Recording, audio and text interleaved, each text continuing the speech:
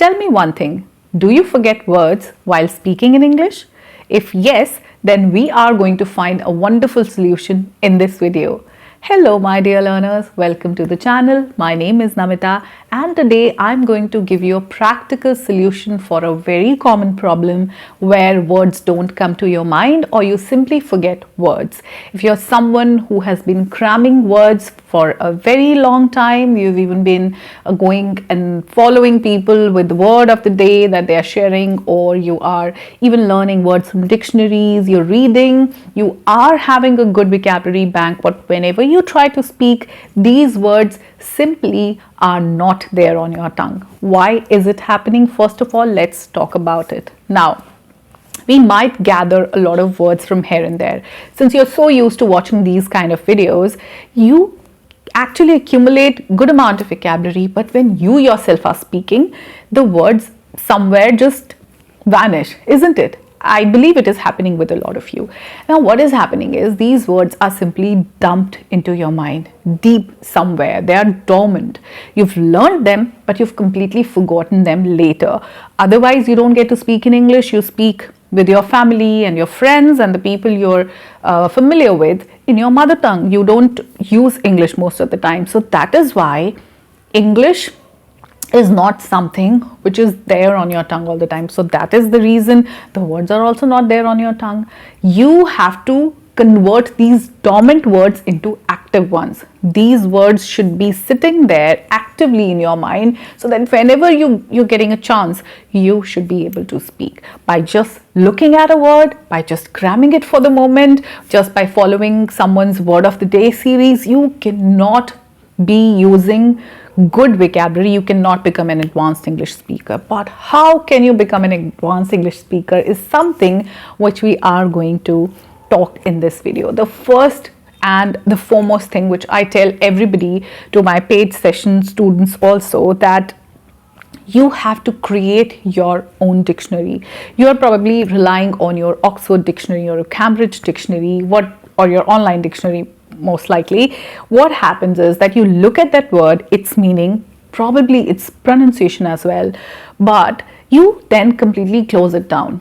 Have you ever bothered to take a pen and write that word? No, you don't bother that much. You are so fond of technology that you believe that this phone will get into your mind and it'll help you learn everything, which never happens. You genuinely, literally have to create a dictionary of your own where you'll be writing words. You'll be writing all the words that are new to you and start making a list out of it. By the end of this year, that one notebook or one diary should be full. It is your personal dictionary. That is how vocabulary is learned.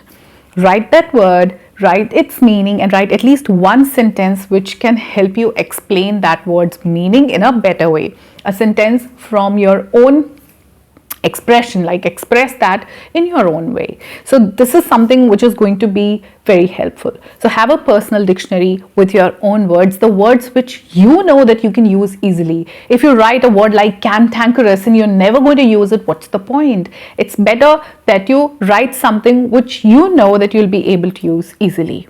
So your dictionary will have vocabulary based on your understanding, your knowledge, and your expression. That's what we do. So instead of writing cantankerous, use a simple word cranky. That's something you can remember. I met a very cranky person yesterday and I somehow got very negative vibes from that person. Yes, that's a simple way. The second way is that you have to start making more sentences from each word, right?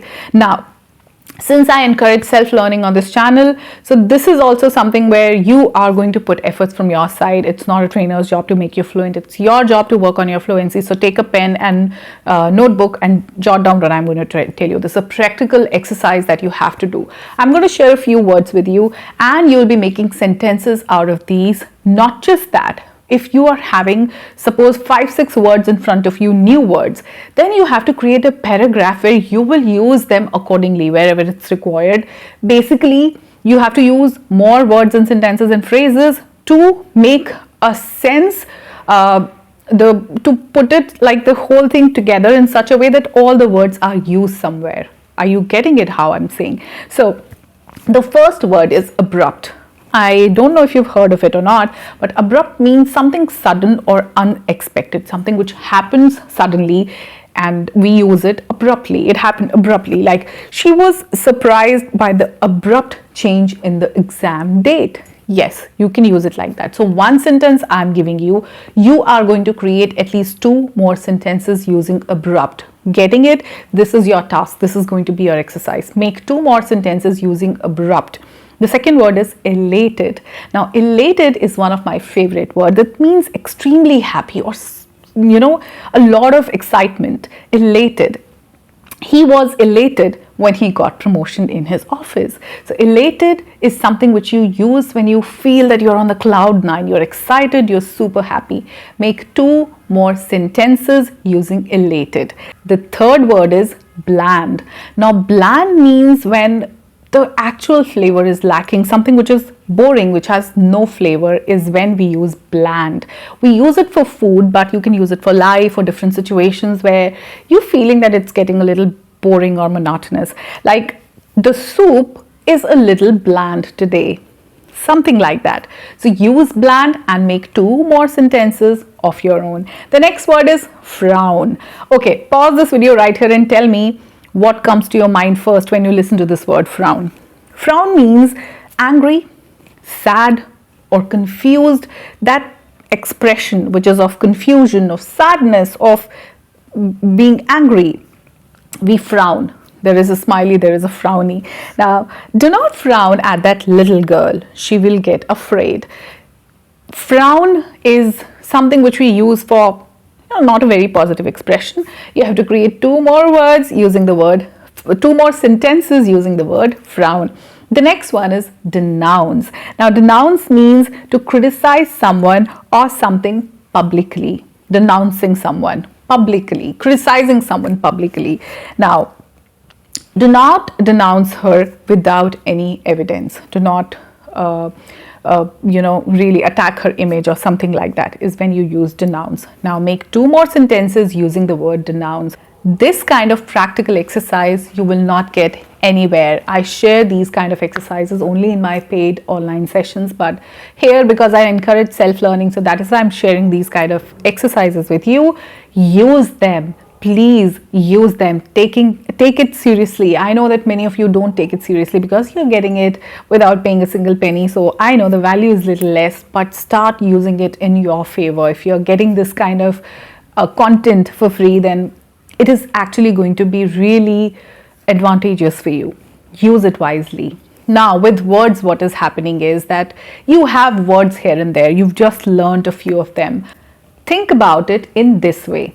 A farmer has a piece of land. He has got fertile soil in it. He has got seeds which he is going to plant into that soil. He has water for irrigation. He has got tools whichever are required. But to get the plants out of those seeds, it is going to be a process. He first has to sow those seeds into the soil, place them at a distance, then cover it with soil, then water it and use manure and whatever. He has to plow the field in such a way that it yields crops later on. So similarly, you have words, you know the sentence formation, you have gained a lot of vocabulary from here and there, you've accumulated it, but you're not being able to use it because it's a process. You have to coin them, you have to activate the vocabulary that you've learned, and you have to place it in a decent manner so that the whole sentence makes sense. So this is going to be a process which we are going to learn in this video. So I hope you're going to take your homework seriously and you'll start working on it by making sentences using these words. If you are comfortable enough in typing, then please type the sentences that you've created using these words into the comment section. At least 1 word, use that. It'll be helpful for others also. And keep working on yourself. Trust this self-learning process and you will become fluent in English very soon. That's my promise to you. Keep working on your English. Keep putting your efforts actively. Your hard work will pay you very, very soon. I'll see you in my next video. Till then, take care of yourself. Bye-bye for now.